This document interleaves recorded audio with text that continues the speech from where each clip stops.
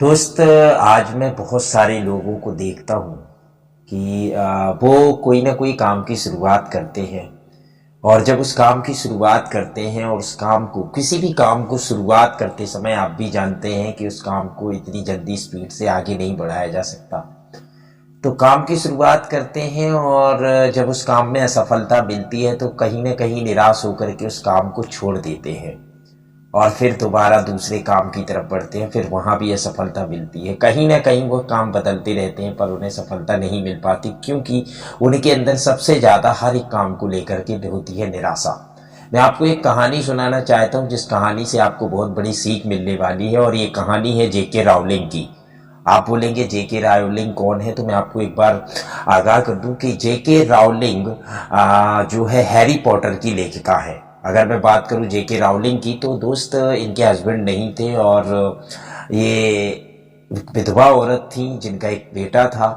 और इनके पास इतनी पैसे नहीं थे कि अपने बेटे का पालन पोषण कर सके। बहुत परेशान और निराश थी।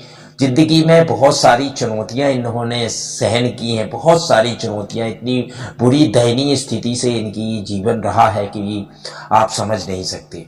दोस्त, एक कॉफ़ी शॉप के पास बैठकर इन्होंने एक पुस्तक लिखी और उस पुस्तक की शुरुआत जब इन्होंने करी तो उसमें बहुत मेहनत की, उस पुस्तक को लिखा। और उस पुस्तक को लिखने के बाद कम से कम 12 प्रकाशकों ने उस पुस्तक को रिजेक्ट कर दिया, निरस्त कर दिया, अस्वीकार कर दिया। उस पुस्तक को प्रकाशन नहीं मिला, नहीं प्रकाशित हुई वो पुस्तक। 12 बार अस्वीकार होने के बाद भी जेके रावलिंग ने हिम्मत नहीं हारी और अपने सपनों को लेकर के, अपने सपनों को बड़ा बनाने के चक्कर में उनका प्रयास निरंतर जारी रहा।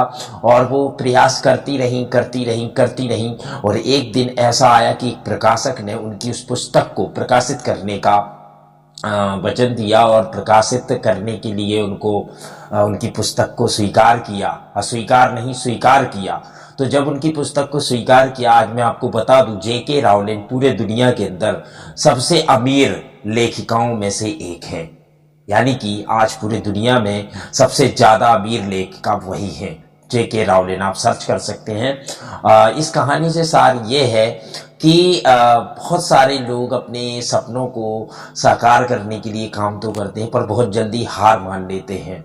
कहने से तात्पर्य यह है कि यदि आपका कोई सपना है तो उसके लिए निरंतर प्रयासरत रहे, क्योंकि आपका निरंतर प्रयास ही आपको सफलता दिलाने में आपका मददगार हो सकता है। किसी भी चीज को करें निरंतरता के साथ, कंसिस्टेंसी के साथ उसको करते रहिए, एक ना एक दिन सफलता आपको जरूर मिलेगी। Thank you so much.